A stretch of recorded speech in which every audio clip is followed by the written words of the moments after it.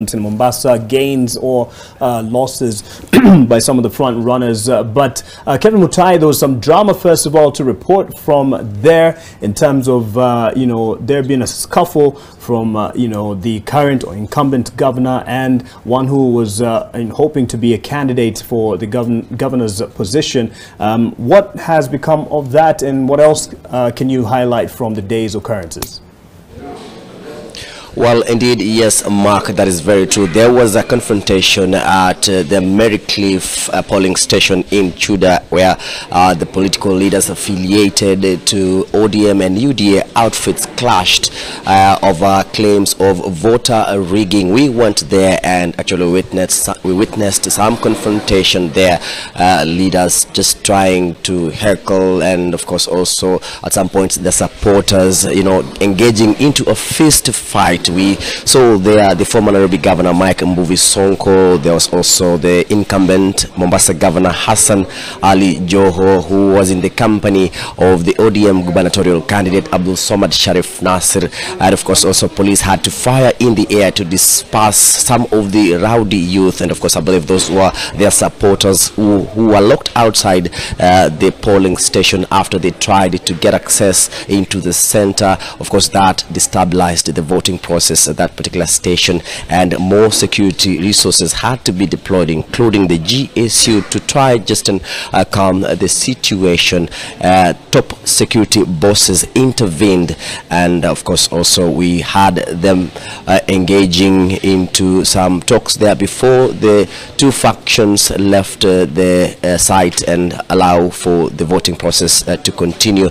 But here, Mark, we are at the Mvita Constituency Tallying Center, and as you can see those pictures coming to you live, there's no tallying that has begun yet. We don't understand why, but we have the presiding officer who will just give us the reasons why. But generally the feeling in Mombasa, Mark, is that there was a low voter turnout. But just before I get into details of that, just watch and get a glimpse of what really transpired regarding the voting day, the chaos witnessed in some of the polling stations and areas within the county of Mombasa. It was a drama galore at the Marycliff polling station in Chuda, the county of Mombasa, after leaders affiliated to UDA and ODM clashed.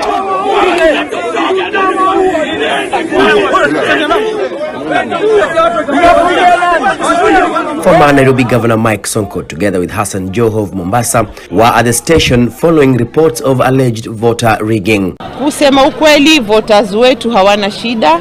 I want to thank our voters. I want to thank the supporters. Wako sawa, hawana shida, hatujakuwa na fujo zozote. Unfortunately, our candidates, our politicians are the ones who are fighting, and they are not fighting the voters or the public, they are fighting among themselves.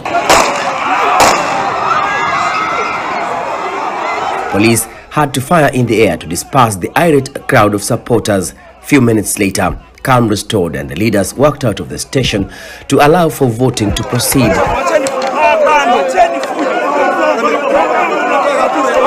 The IEBC, however, dismissed claims of any malpractice at the center. The chairman was so clear, and we have seen that in our polling stations.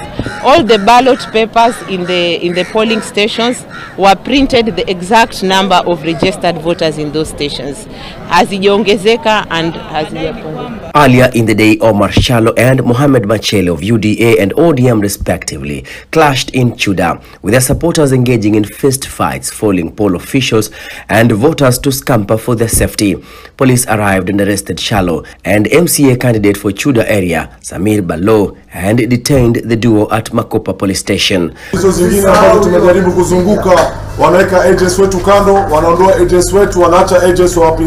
Sisi letu ni fupi. Uvunjaji wa sheria utachukuliwa hatua.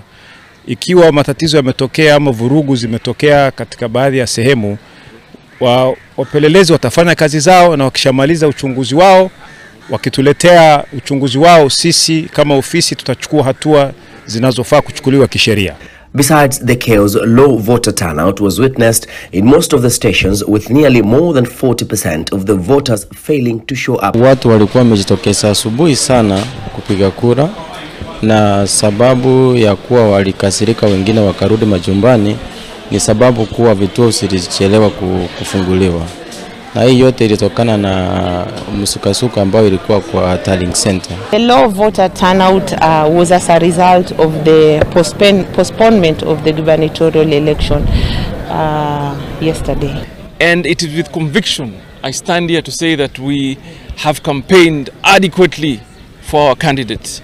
We believe strongly if there was that ballot today, our candidate would emerge victorious. There are 641,000 registered voters in Mombasa, with fears that suspension of the gubernatorial race could have an impact on the outcome of the presidential votes.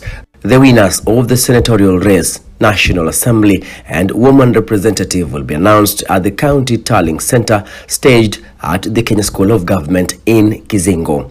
Kevin Mutai, NTV in Mombasa.